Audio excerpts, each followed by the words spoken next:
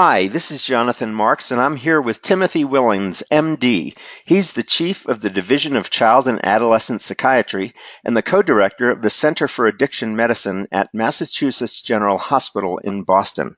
He's going to be speaking at the upcoming annual meeting of APSARD, the American Professional Society of ADHD and Related Disorders, this coming January 12th to 14th at the Washington, D.C. Marriott Hotel. His presentation is titled, "What Effect Does ADHD Medication Treatment Have on the Later Risk for Substance Use Disorders?"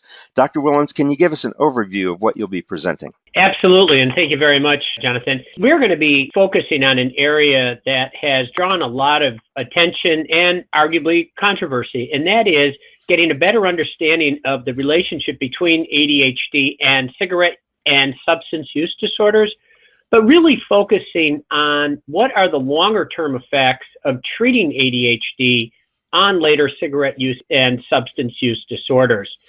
So the overview is that we're going to first review the literature on what we know about the association between ADHD and substance use and what might be driving some of that.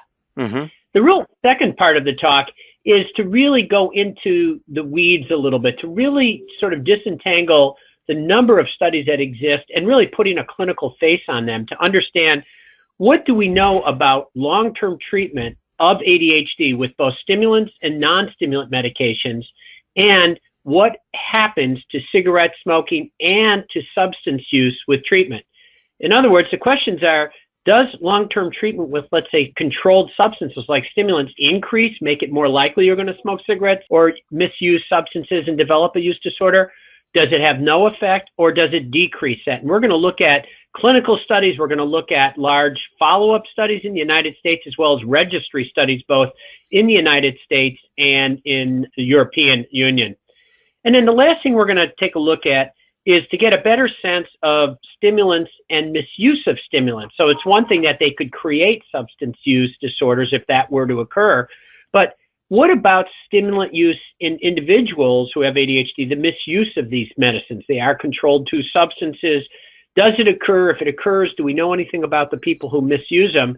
And so what? So what if people misuse?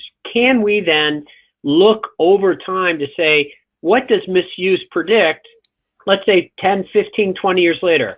And we've been blessed with data now in large data sets in most of the areas that I've spoken about.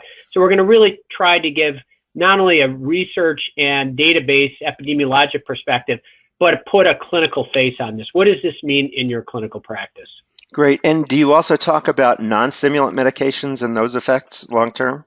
You know, we do. We look whenever there have been data, and there are data on that, looking at the medications that we use to treat ADHD and what effects do they have on negating or increasing the risk for later cigarette smoking or substance use disorders. It's a common question. It's one of the most common questions I get when you put a younger child or even an adolescent on medicines for ADHD. Parents are very concerned, as are the kids as they get older.